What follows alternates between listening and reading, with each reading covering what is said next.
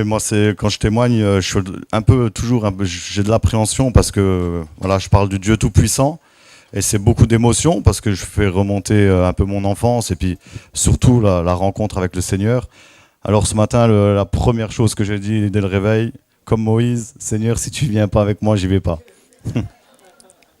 Donc, je vais prier pour lui demander toute sa grâce. Amen. Seigneur, nous te bénissons pour ces moments, mon Dieu, mon roi.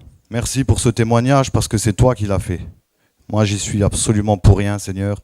Alors vraiment que les regards soient tournés uniquement sur toi et toi seul. Parce que toi seul es digne de recevoir louange et gloire, Seigneur. Merci, Père, pour ce que tu as fait dans ma vie. Prends maintenant toute la place, mon Dieu. Amen. Alors, je m'appelle Nasser. Je suis né en Moselle. Et donc, je suis français, d'origine algérienne. Et j'ai grandi avec 4 frères. Mes grands-parents ont sûrement dû venir en France après la guerre. Je dis sûrement parce que j'ai pas connu mes grands-pères. Le papa de mon papa, lui, il est retourné en Algérie quand mon père était encore enfant. Et je sais pas pourquoi. Et le papa de ma maman est décédé quand elle était enfant. Moi, mon arbre généalogique, il s'arrête à mes parents parce que je sais absolument rien à partir de... Et mes grands-mères, que j'ai connues jusqu'à l'adolescence, elles parlaient pas un mot de français et moi, je parlais pas un mot d'arabe.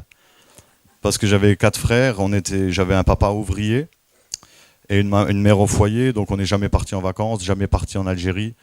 Et donc, j'ai eu un gros problème d'identité dans mon enfance parce qu'on allait tous les samedis chez ma grand-mère maternelle. C'était vraiment le rendez-vous le rendez-vous de toute la famille où il y avait de l'amour, tous autour de cette femme âgée remplie d'amour. Mais moi, je comprenais pas ce qu'elle leur racontait. Donc j'étais un peu toujours étranger aux discussions. Et quand j'allais à l'école, j'étais avec plein de copains et que j'avais des copains français, évidemment. Mais quand je leur disais comment ça se fait que vous vous invitez toujours entre vous et puis moi tu m'invites jamais, surtout qu'ils avaient des super jouets que je n'avais pas. Et il m'a dit moi je t'aime beaucoup mais ma maman elle a dit qu'elle veut pas d'arabe à la maison. Donc étranger aussi, je sais pas, je suis français, je suis arabe alors dès la toute petite enfance. Et puis aussi forcément des problèmes d'argent. Donc moi j'avais pas toujours dégoûté à l'école. Et alors je m'étais fait une petite technique quand j'avais 6-7 ans, je sais pas exactement, peut-être CE1, CE2, je faillotais toujours avec un camarade qui avait dégoûté à la fraise. Et je lui disais, tu sais qu'on est des bons copains, tous les deux, on est des super potes, hein. Ouais, ouais. Et tu sais que les copains, ils se partagent tout. Ouais, je le sais. Tu me donnes une petite madeleine à la fraise? Ouais. Et puis il me donnait. Et jusqu'au jour, il me dit... Ouais, c'est vrai, Nasser, qu'on est des copains, mais comment ça se fait que toi, tu me partages jamais rien? Il venait de mettre fin à ma carrière de goûter à la fraise. Donc j'ai grandi comme ça, c'était vraiment pas facile. Alors je me suis dit, je vais me mettre je vais me trouver mon identité. Je suis un Algérien. Alors tout de suite avec ma maman, j'ai... Drapeau de l'Algérie dans la chambre, écharpe de l'Algérie, casquette de l'Algérie. Moi, je suis un Algérien et je suis un musulman. Tout petit. Maman, je veux faire le ramadan. Maman, je veux faire le ramadan. J'étais circoncis à 6 ans. Ma maman, elle faisait le ramadan par tradition. Mon papa, lui, buvait de l'alcool. Il n'était pas du tout dans la religion. On avait eu ce problème d'alcool dans la maison. Ma maman faisait le ramadan juste par tradition. Elle faisait pas les prières, comme les 3/4 des musulmans en France. Et donc, moi je dis maman, je veux faire le ramadan, je veux être un musulman.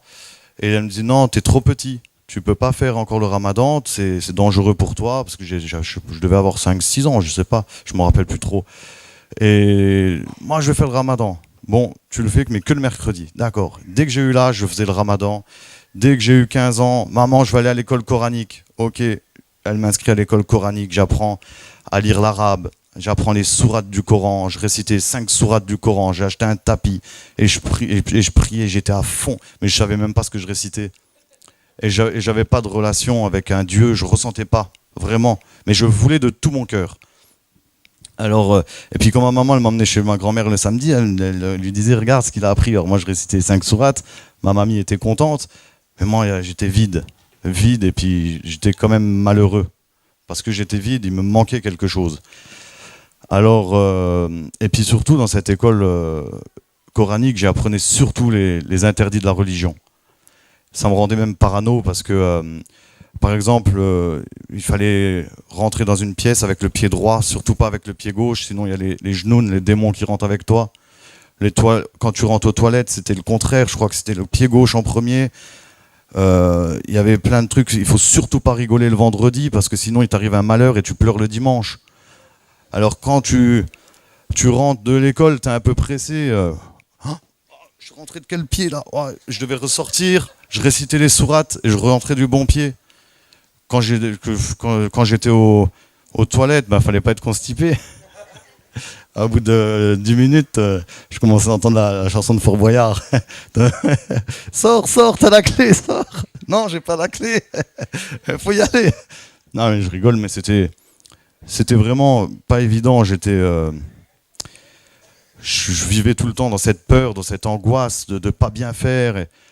Et puis quand je disais à ma maman, mais je veux aller au paradis. On ne sait pas, c'est Dieu qui va compter les bons points, les mauvais points. Alors si t'as pas assez de bons points, tu vas aller en enfer. Alors là, moi, j'étais perdu. Et vers 16 ans, ma grand-mère maternelle est décédée. Et là, c'était quand même comme le monde qui s'écroulait, parce que c'était le rendez-vous où tout le monde allait, où tout le monde se réjouissait le samedi. Et donc ça, je suis tombé dans une grave dépression. Une grave dépression. J'étais pas mauvais à l'école, même si je faisais pas mes devoirs. C'était à chaque fois écrit, peut mieux faire. Mais là, j'ai eu le brevet des collèges, j'étais au lycée général, je suis allé commencer à faire quelque chose.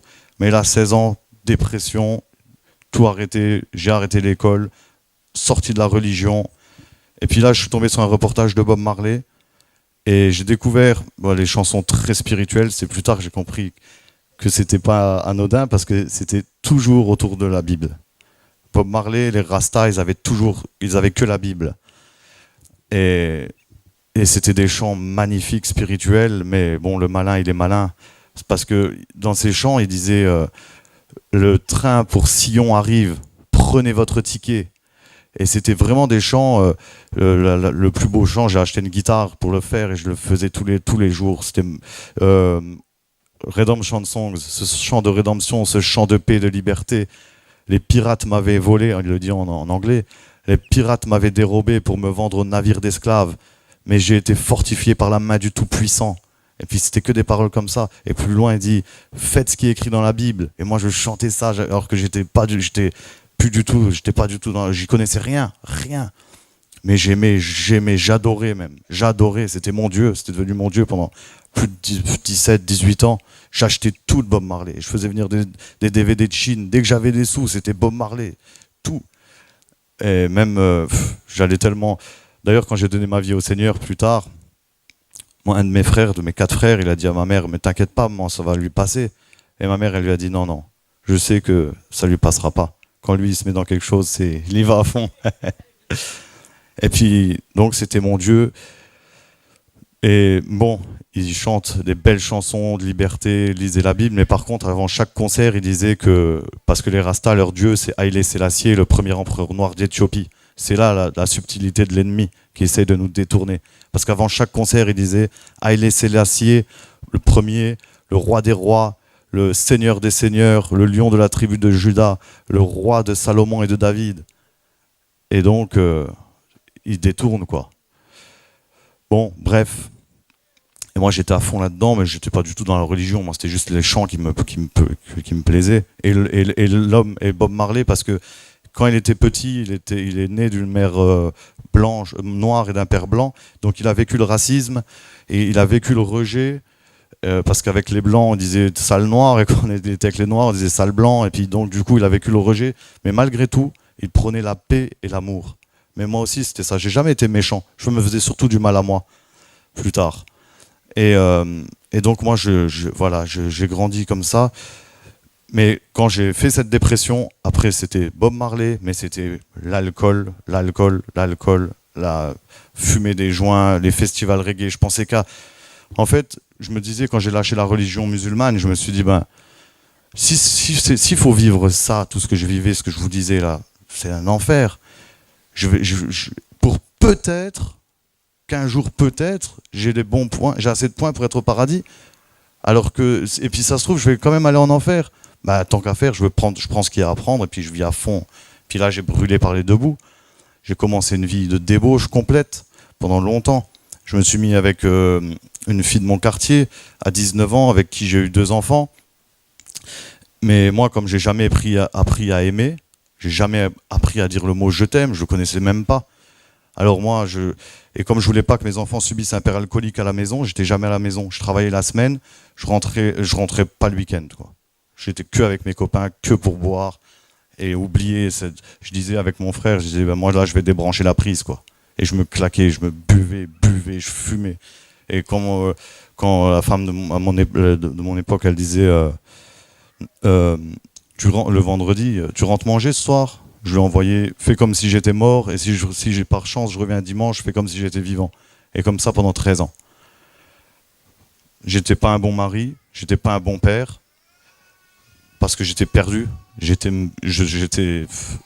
complètement perdu, j'avais grandi avec ce problème d'identité. Et donc voilà, j'ai grandi comme ça, et puis j'avais ce côté révolutionnaire. Alors en 2018, quand il y a eu les Gilets jaunes, j'étais le premier à faire sur Facebook pour faire des groupes, quoi, pour aller faire la guerre. Parce que je voulais que ce gouvernement pourri tombe. Bon, maintenant j'ai changé de combat, heureusement. Voilà, et puis du coup, moi j'allais même tout seul. J'avais fait un groupe la première fois quand ça a commencé, même 4 jours avant que le mouvement des Gilets jaunes commence. J'avais déjà fait un groupe Facebook pour aller à Metz, bloquer l'autoroute A31 avec des amis. Et puis c'est ce qu'on a fait, on a été toute la journée là-bas bloqué. Ça avait bien marché. Après il y a eu le grand rendez-vous national à Paris au mois de décembre 2018. Et là, j'avais fait un autre groupe pour qu'on fasse du covoiturage, pour qu'on monte tous là-bas. Je voulais vraiment faire la guerre. Je voulais qu'il y ait que le monde change, qu'il y ait un monde meilleur pour nos enfants. Alors que moi, j'étais célibataire, je travaillais au Luxembourg, j'avais assez d'argent pour boire. Et puis, j'étais vraiment pas trop concerné par ce mouvement, mais je voulais faire tomber ce gouvernement. Donc, j'étais même tout seul à Paris, à 6h du matin, le samedi. Je prenais le train et j'allais tout seul à Paris, sur les Champs-Élysées. Et là... toute la journée avec, voilà, il y a même une cousine qui m'a vu. Je t'ai vu sur BFM TV, sur les grilles, devant un feu aux Champs-Élysées. Bon, j'étais jusqu'à 23h le jour-là. Je vous raconte ça juste pour vous dire comment j'étais un peu à l'époque. Et après, la place au roi des rois. Donc là, toute la journée, bon, avec les CRS, à se faire gazer, à courir d'une rue à l'autre. Et là, à 23h, il y a un ami qui m'appelle. Il me dit ouais, Nasser, à ce qui paraît t'es à Paris. Ouais ben justement nous, on va faire la fête toute la nuit à Paris, si t'es chaud on vient te chercher. Ben moi je lui dis évidemment effronté, viens vite me chercher, parce qu'il était 23h déjà et les pompiers pouvaient rentrer sur les Champs-Élysées, tout était fermé, je savais même pas où j'allais dormir de toute façon, et je savais même pas s'il y avait encore des métros, je connaissais rien. Donc il vient me chercher, on boit, on continue à boire jusqu'à 6h du matin. Je monte dans un hôtel. Je perds connaissance parce que je me suis fait gazer toute la journée. Et puis depuis 6h déjà le matin, j'avais couru toute la journée. Et puis j'avais bu toute la nuit. Là, je suis tombé d'un escalier en colimaçon. Je me suis fracassé la tête, ouverte comme un ouvre-boîte. 13 points de suture. Et moi, je chantais rien. Je dis, mais mon copain, j'entendais avec sa copine crier. Je dis, mais c'est bon, allez, je vais me coucher là. Non, t'es fou. Puis il appelle les pompiers. J'entends les pompiers. Il va mourir, ne laissez surtout pas s'endormir, il va mourir. Wow. Bon, j'arrive à l'hôpital, j'avais trop bu, elle pouvait pas m'anesthésier. Et elle me recoue, et moi j'étais là, et puis je lui parlais, puis je racontais des bêtises. Et mon copain, il savait que je resterais pas, parce qu'il me connaissait, il avait déjà envoyé un taxi en bas. Elle avait à peine fini de me recoudre, j'étais remonté dans le taxi, 3 heures après, j'étais de nouveau dans un bistrot. J'ai passé toute ma journée à Paris le dimanche. Le lendemain, à 6h du matin, j'étais dans le train pour aller au travail. Je travaillais au Luxembourg. Moi, je disais toujours à mes amis, de toute façon, je ne passerai pas la cinquantaine, mais il y en aura largement assez, et puis de toute façon, j'en veux pas plus. J'avais une vie où Mais un jour, il y a une amie qui me dit, toi, Nasser, la seule chose qui pourrait te calmer, c'est que tu donnes ta vie à Jésus. Comme ça. Elle n'a pas eu froid aux yeux. Et là, je lui dis, par contre, je t'arrête tout de suite, tu me parles plus jamais de Jésus. Mais plus jamais. Ah ouais, d'accord, non, non, d'accord. Mais si tu veux, je te laisse quand même un Nouveau Testament. J'ai dit, si tu veux, tu le poses là, mais je te préviens, je le toucherai pas. Viens pas me dire dans 3 jours, est-ce que tu l'as lu? Je te le dis tout de suite, je le lirai pas, il prendra la poussière. Parce que nous, comme on connaît pas l'histoire. Nous, déjà, à l'école, j'avais des assez bonnes notes. En histoire, ça n'a jamais dépassé 5 sur 20. Parce que je m'en fichais de l'histoire, en fait. Attila, les Huns, alors que j'ai même pas connu mes grands-pères.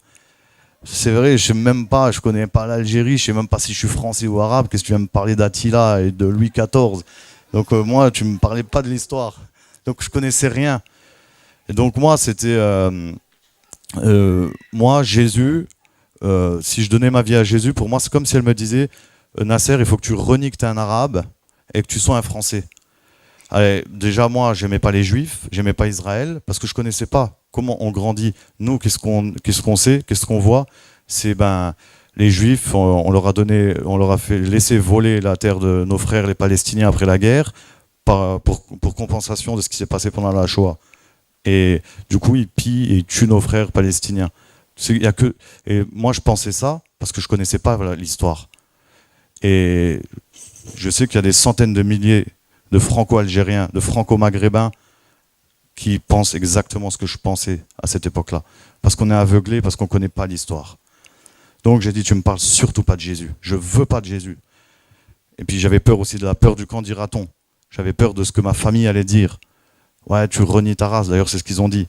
Les Français, ils ont de la chance, ils n'ont pas besoin d'être en guerre pour trouver des harkis. Et donc moi, je voulais pas de Jésus. Et alors là, du coup, je suis parti, elle m'a laissé, je suis parti dans ma voiture pour aller au travail. Et là, je mets la radio, c'était nostalgique, je mettais d'habitude, je crois. Ou RFM, enfin bref.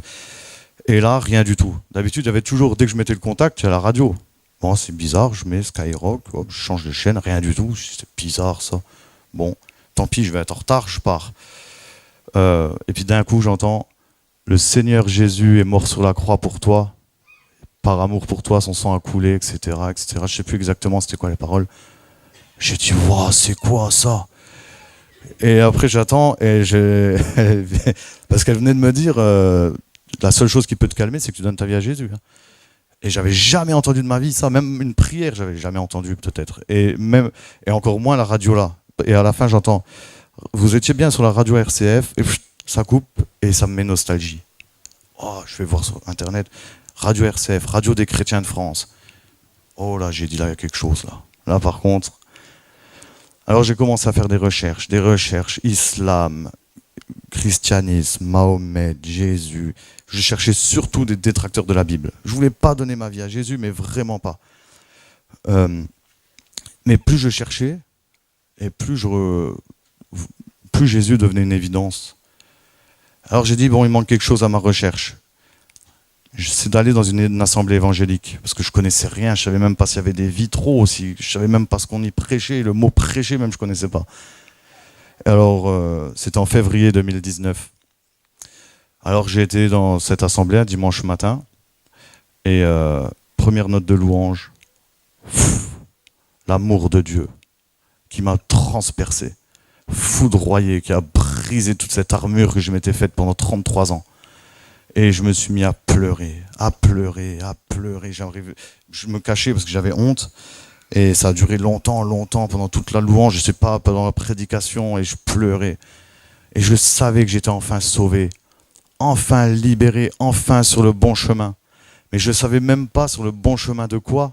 Je connaissais rien, mais je le savais. C'est comme si le Seigneur m'avait mis, en fait, j'étais sur le chemin de la mort et j'avais enfin vu le chemin de la vie. Parce que le Seigneur, il dit, voici, j'ai mis devant toi 2 chemins, le chemin de la vie et le chemin de la mort. Choisis la vie afin que tu vives. Et là, j'avais vu le chemin de la vie. Et je pleurais. Et en sortant de là, après le culte, je savais que mon téléphone allait sonner. Je savais que c'était un pote pour aller au poker, ou un autre pote pour aller au PMU, ou un autre pote pour aller faire un barbecue, ou aller boire quelque part. Parce que là, t'en as plein des potes. Hein. Là, t'en as plein, hein, quand t'es dans le monde, quand t'es perdu.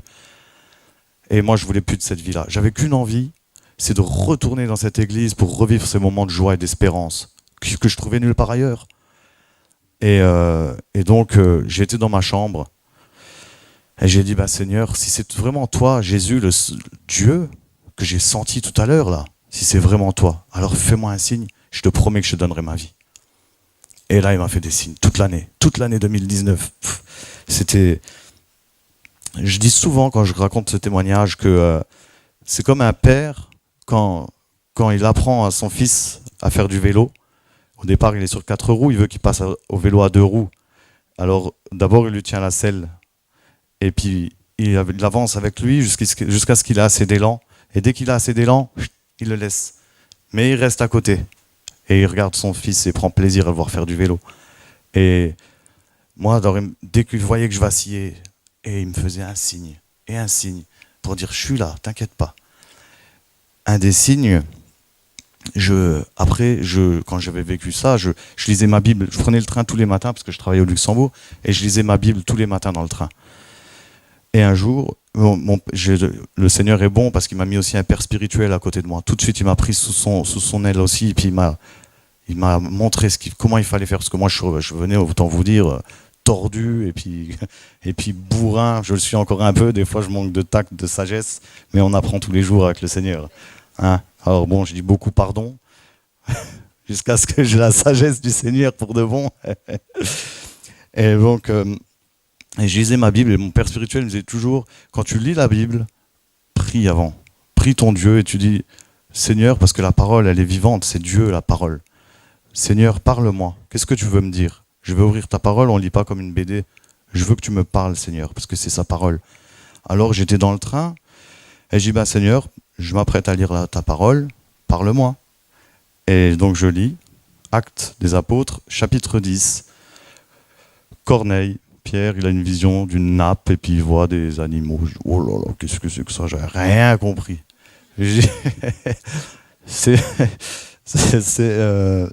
Après, j'arrive, il faut bien aller au boulot. Je ferme ma Bible. Seigneur, pourtant j'avais prié, hein. Rien compris.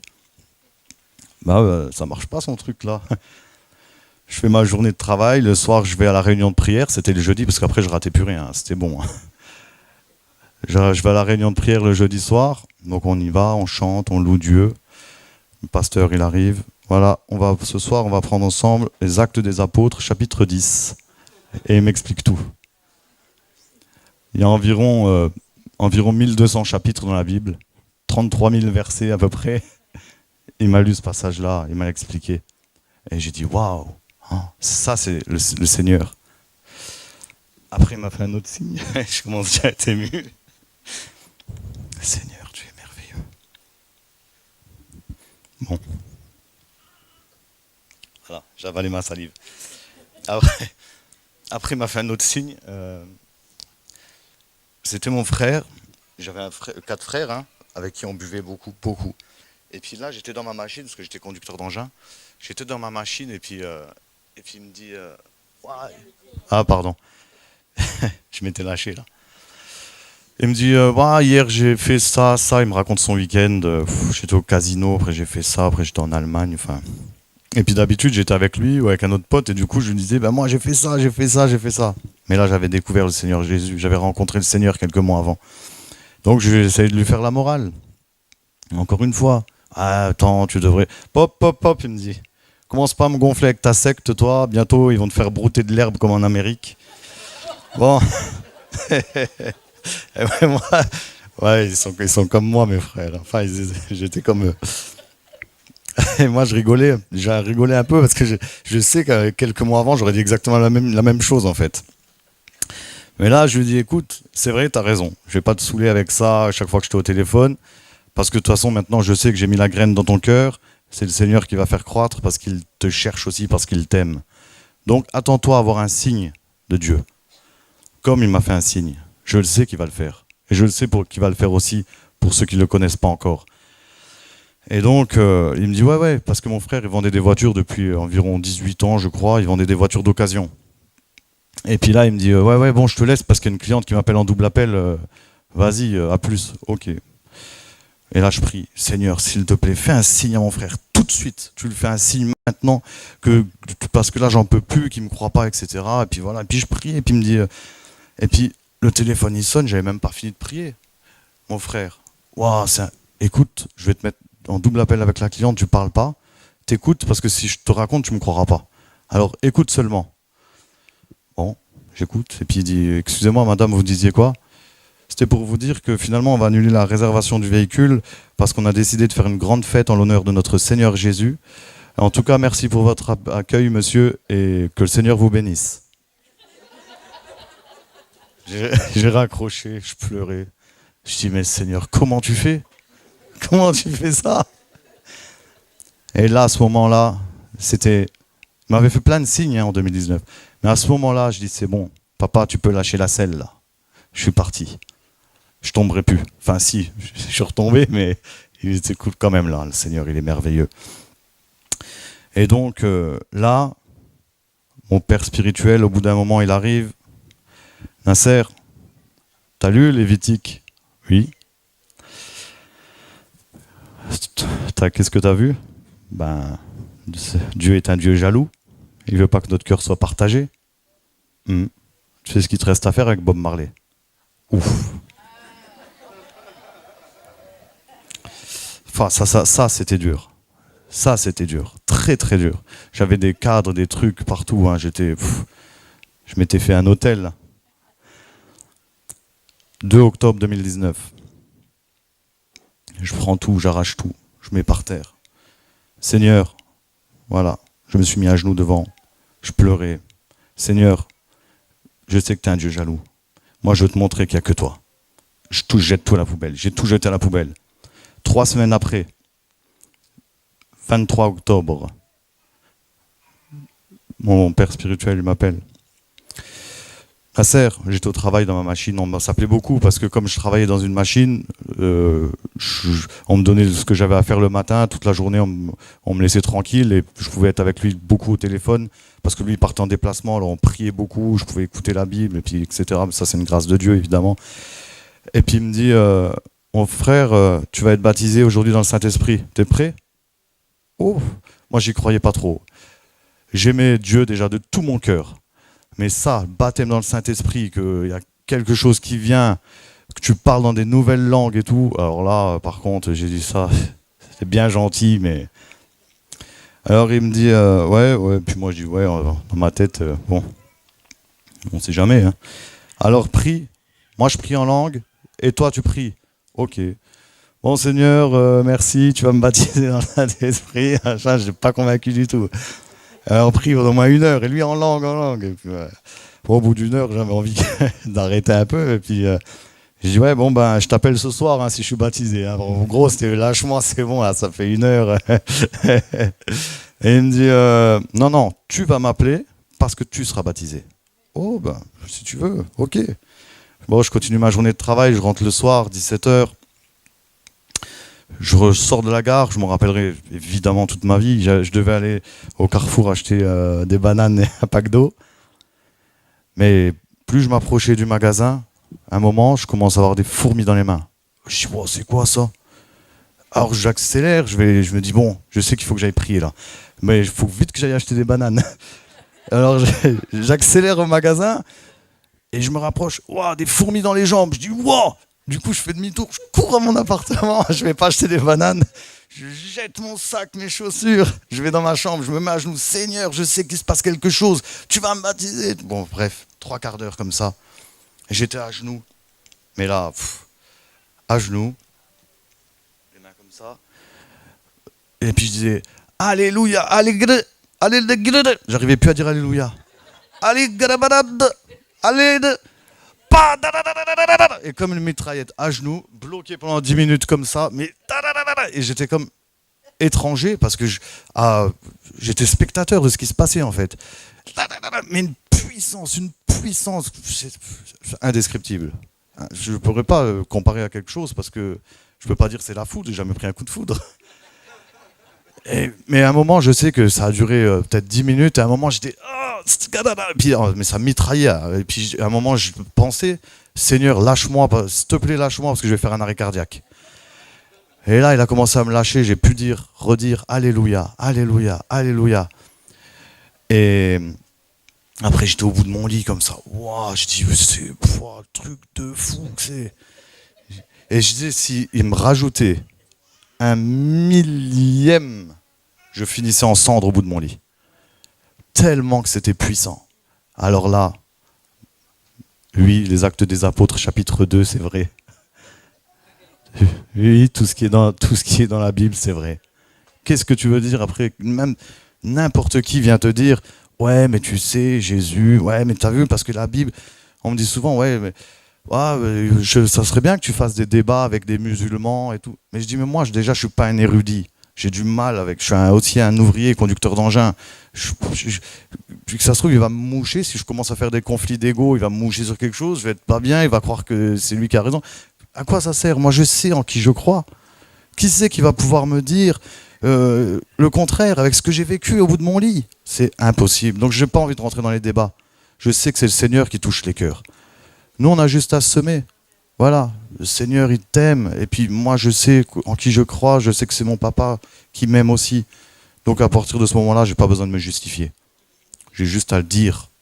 Parce que le Seigneur nous a dit, annoncer la bonne nouvelle à toute la création. Celui qui croira sera sauvé, mais celui qui ne croira pas sera condamné. C'est pas plus compliqué que ça. Il n'y a pas besoin de se... C'est comme ça. Donc voilà, baptême dans le Saint-Esprit. 3 semaines après, évidemment, baptême d'eau à l'église. Et puis j'ai continué. Bon, il y avait les attaques de l'ennemi parce qu'il n'était pas content que j'avais changé de royaume, parce que dans son royaume, j'étais chaud. J'en ai amené à appeler des potes, viens, on va faire ça, viens, on va faire ça. Donc évidemment, hein, il envoie, mais quand tu es avec le Tout-Puissant, quand tu demeures à l'abri du Très-Haut, à l'ombre du Tout-Puissant, qu'est-ce qui peut t'arriver? Rien. Et donc, voilà, je continuais ma marche avec mon Dieu. Et je l'aimais, je l'aime tellement. Et j'étais tellement bien avec lui que il n'y avait plus rien d'autre. Je voulais plus rien d'autre. Et vraiment, même pas de femme. Et le Seigneur est merveilleux parce qu'il m'a donné une femme extraordinaire, que j'aime de tout mon cœur. Mais vraiment, à ce moment-là, je disais dans mes prières, je priais tous les jours avec mon père spirituel, et puis je disais, Seigneur, si vraiment tu as prévu de me donner une femme un jour, je veux que ce soit une femme qui t'aime plus qu'elle ne m'aime, une femme qui veuille te servir plus que toute autre chose, parce que sinon je préfère rester célibataire toute ma vie comme l'apôtre Paul. Ça c'est clair et net. Et le Seigneur est bon, il sait de ce dont on a besoin. Il savait que j'avais besoin d'une femme. Alors, pendant le confinement en 2020, je vais vous raconter comment que ça s'est passé quand même, vite fait, parce que c'est énorme. Non, déjà j'avais oublié de préciser que quand j'étais baptisé dans le Saint-Esprit, le lendemain, mon père spirituel, il m'appelle. Bon, maintenant tu as été baptisé dans le Saint-Esprit, il faut que tu continues. Il faut que tu pries en langue. Là, tu pries directement au ciel, là, tu parles à ton Dieu, là. Je dis, ouais, mais ça, c'était hier, c'était bien, mais c'est bon, je vais pas faire glé, glé, glé, glé. J'avais que ça, en plus. Mais il dit, mais oui, mais c'est normal. Au début, c'est comme un bébé, t'as un bébé spirituel, c'est des balbutiements. Mais après, à force, tu vas voir, ça va se développer. Continue. Je dis, bon, allez, d'accord. Et bon, il raccroche. Guilé, guilé, guilé, guilé. Bon, ça n'a pas duré longtemps parce que j'ai dit, oh non, ça c'est bon.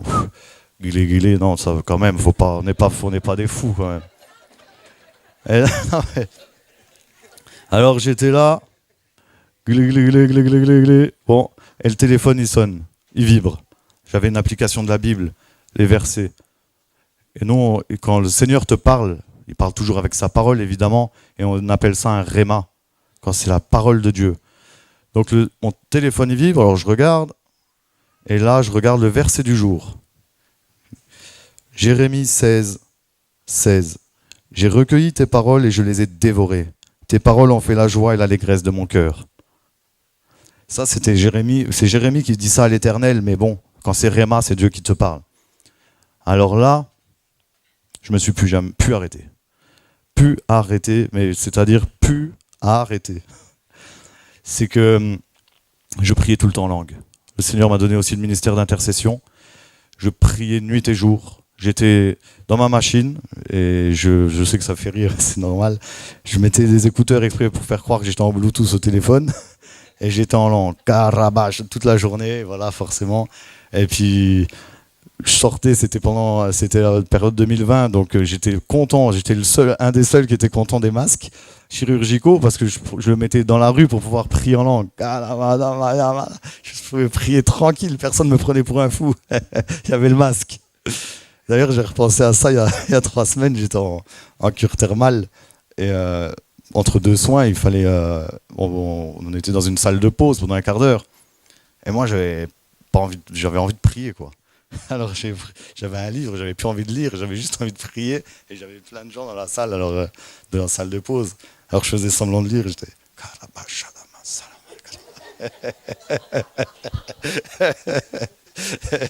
ah, Dieu est merveilleux. Et donc voilà, forcément, quand j'ai reçu le réma là, bon après voilà, prier en langue, parce que tu parles à ton Dieu, mais ça faut le vivre, faut le vivre. Voilà, ça peut paraître fou, mais il faut le vivre. Voilà, moi j'étais aussi très cartésien, forcément. Et donc, j'ai dit, bon, bah, le Seigneur, quand il a décidé en son temps de me présenter Floriane, c'était pas facile tout de suite. Parce que ma petite Flo, qui est née dans l'église, qui a grandi dans l'église, conservatoire, fille bonne sous tout rapport, elle annonce à ses parents, papa, maman, j'ai un truc à vous dire. Je vais me mettre avec quelqu'un qui a 10 ans de plus que moi, divorcé, 2 gosses, un arabe. Bon, je crois que c'est pas un péché pour les parents de demander une confirmation au Seigneur. Donc là, moi, elle me dit tout ça, etc., dans son entourage. Et puis même mon père spirituel disait, écoute mon frère, là par contre, bon, faut demander au Seigneur. J'ai dit, oh, bah oui, bon, on va demander au Seigneur. J'ai dit, par contre, autant te dire que moi, je veux pas me prendre la tête avec ça. Désolé, là, je parlais comme ça, enfin, voilà. Mais moi, je viens de découvrir, vraiment, c'est vrai, je venais de rencontrer mon plus grand amour. Il me comblait à tous les niveaux. Je m'en fichais de ça. Alors j'ai dit à Flo, on s'entendait très bien, on s'appelait tous les jours pour prier pendant le confinement, elle était chez elle, moi j'étais chez moi célibataire, et je priais comme je priais tout le temps, évidemment. Et puis on s'est rendu compte qu'on avait extrêmement de points communs. J'ai jamais eu autant de points communs avec une autre personne. Et c'est bizarre malgré la différence, mais c'est Dieu qui a fait ça. Et tellement qu'on avait de points communs sur tout, j'ai arrêté de lui dire, bah moi aussi, parce que je me suis dit, elle va croire que je fais exprès pour la draguer. Donc je disais plus rien. Mais alors là, je lui dis, écoute, bon, par contre, moi, je vais surtout pas me prendre la tête avec ça. On va plus se parler du tout. Plus d'appels, plus de messages, mais plus rien du tout. Et on va chercher la face de notre Dieu. Tu jeûnes de ton côté, je jeûne du mien, on prie, on demande au Seigneur. Bon, ça lui a fait mal, mais il fallait. Moi, je voulais pas commencer à rentrer dans des trucs alors que je venais de rencontrer le Seigneur. J'avais soif que de lui, de toute façon. Encore aujourd'hui. Merci Seigneur, c'est une grâce ça. Et donc, alors on s'est mis chacun de notre côté, on se parlait plus, ça a duré que 2 jours. Parce que le Seigneur, il a parlé. Mais alors là, déjà, Flo, de son côté, elle a reçu, mais elle me l'a dit qu'après, parce que j'ai dit, moi tant que j'ai pas reçu, on se parle pas. Elle a reçu Jérémie 32, 2 jours après, on avait commencé le jeûne. Hein. Jérémie 32, versets 39 et 40. Je leur donnerai un même cœur et une même voix, afin qu'ils me craignent toujours pour leur bonheur et celui de leurs enfants après eux. Je traiterai avec eux une alliance éternelle. Bon, pour elle, c'était bon. Ses parents, le même jour. Le soir, sa mère, elle reçoit un verset. Le lendemain matin, son père, il reçoit le même verset. Chacun de leur côté. Proverbe 19, 21. Il y a dans le cœur de l'homme beaucoup de projets, mais c'est le dessein de l'Éternel qui s'accomplit. Les deux ont reçu. Eux, ils étaient fixés aussi. Moi, le même jour, je lisais un livre, Comment entendre la voix de Dieu. Alors, voilà, puis c'était vraiment le b.a.-ba. Hein. Voilà, si tu veux entendre la voix de Dieu, prie, évidemment, c'est la base. Mais aussi, fais des moments de silence. Donc, tu demandes, tu poses une question, tu prends un cahier, tu écris ta question, la date, ta question, tu pries, et puis tu fais silence, tu fermes les yeux, et puis tu attends une réponse. Peut-être le Seigneur va te donner une vision, ou peut-être que plus tard tu vas lire tu vas avoir un mot, deux mots, tu vas lire dans la Bible, et tu vas comprendre ce que le Seigneur a voulu te dire. Parce que le Seigneur, il parle tantôt d'une manière, tantôt d'une autre. Alors je fais, d'accord, Seigneur, ok. J'avais écrit, donc c'était 18 mai, quand j'ai posé la question, 18 mai 2021, j'ai écrit. 18 mai 2020, pardon. 18 mai 2020. La question, Seigneur, comment tu m'aimes?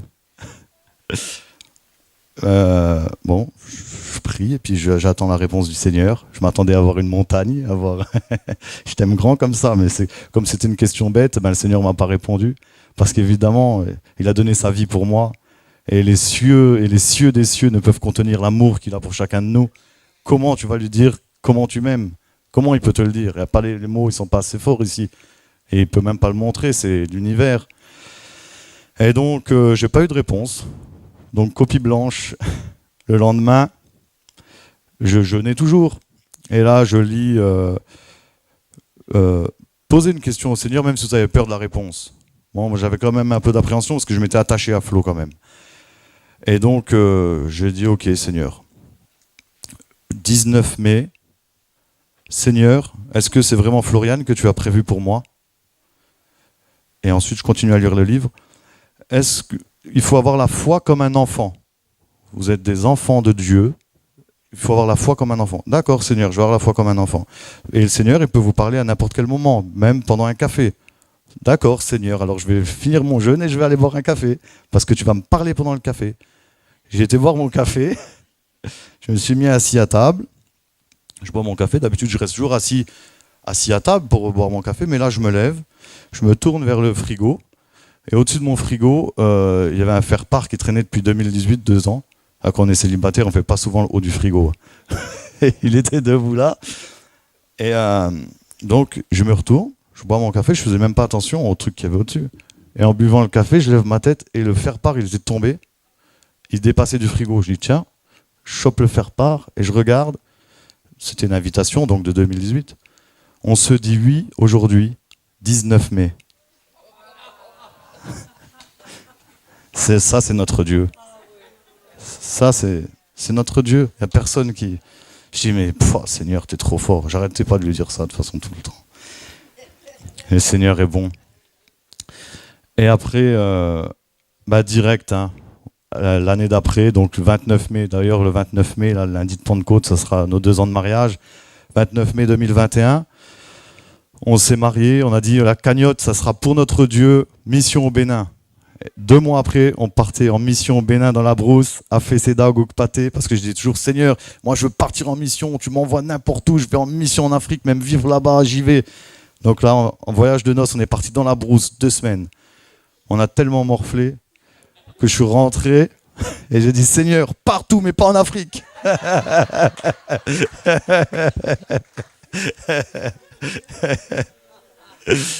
Et l'année d'après, on est parti à Madagascar. C'était dur parce qu'il y avait beaucoup de souffrance, mais...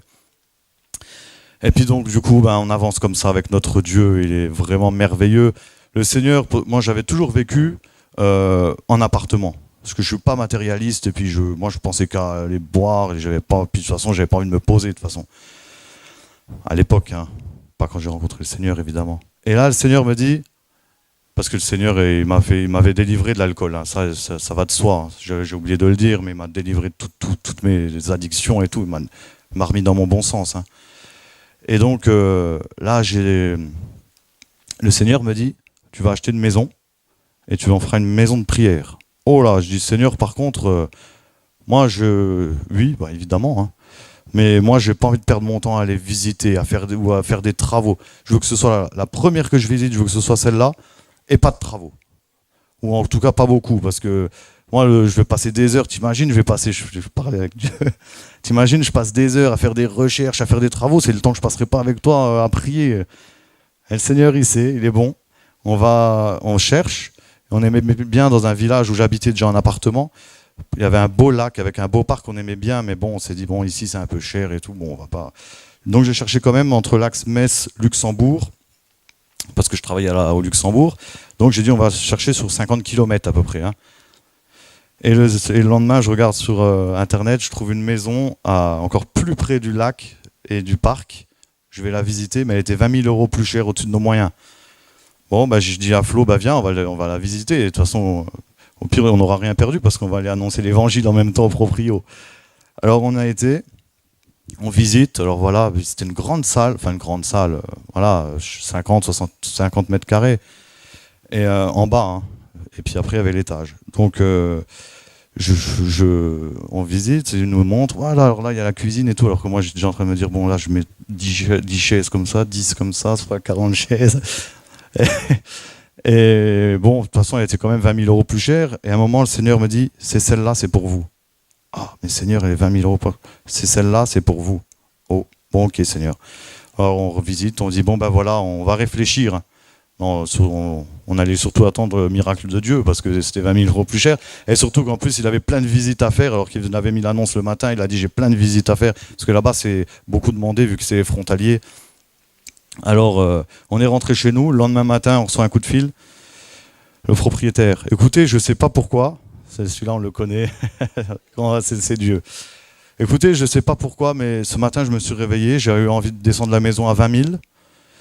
Et il n'était même pas passé par une agence. Et il dit, j'ai été tellement harcelé de messages pour des visites que j'ai enlevé tout de suite l'annonce parce que je veux qu'elle soit pour vous. Voilà. Comment? C'était quoi? Oui, de 20 000. Bah oui, il n'a pas fait à 20 000, t'as même pas une cabane. Ah bon, j'ai dit ça? Ah, pardon. Ah, donc voilà, c'est pour dire, notre Dieu est merveilleux. Il est tellement bon, mais tellement bon, notre Dieu. Tout puissant, évidemment, mais quand vous vivez ces choses-là, c'est tellement bon. Des fois, moi, je dis des trucs, bon, ça vous est déjà arrivé de dire des trucs stupides au Seigneur. Des fois, je dis, Seigneur, mais si tu savais comme je t'aime. Comme s'il ne savait pas. Une fois, je lui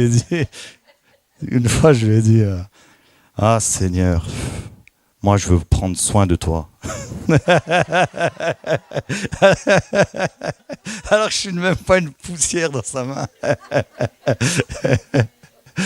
Le truc le plus stupide que je lui ai dit, c'était...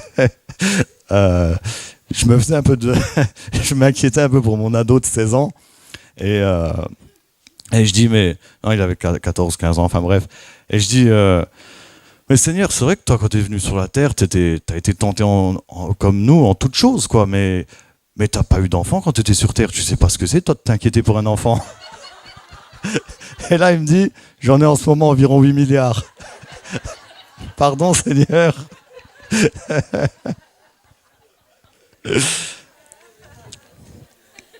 Et ça... Bon, il y a un truc que j'ai fait, mais je vous assure, ça fait depuis hier que le Seigneur me dit, tu vas le raconter. Et je ne veux pas le raconter, parce que vous allez me prendre pour un fou. Mais le Seigneur, il insiste, alors je vais le faire. Je sors de ma chambre haute. Je sors de ma chambre, voilà, je venais de passer un temps avec le Seigneur. Et puis je descends les escaliers et je dis, mais Seigneur, c'est toi la parole. Tu es la parole. Oui, mon fils. Alors, c'est toi que j'ai dans la main, là? Oui, mon fils. Ok. Alors, on va marcher ensemble main dans la main. Et je marchais en bas, on a à peu près 15 mètres de long. Et je faisais comme si je marchais aux noces de l'agneau, avec les anges autour en haie d'honneur. Et je marchais avec le Seigneur. Oh, t'as les mains moites.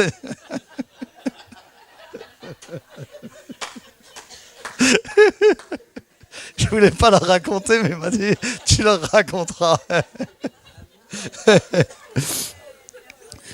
Donc voilà, je termine là-dessus. Et voilà, ce que je voulais faire, Floriane, je lui ai demandé si elle pouvait jouer un de mes chants préférés. Parce que, vraiment, moi je dis souvent, moi maintenant quand je marche, je pars, comme dit l'apôtre Paul, malheur à moi si je n'annonce pas l'évangile. C'est un trésor tellement inestimable, mais en plus c'est un trésor inépuisable. On partage. Comment on peut laisser les gens mourir dehors et vivre ça égoïstement? Vivre tous ces bonheurs que je viens de raconter. C'est pas possible de le garder pour soi. Je pourrais pas me regarder dans la glace. C'est impossible.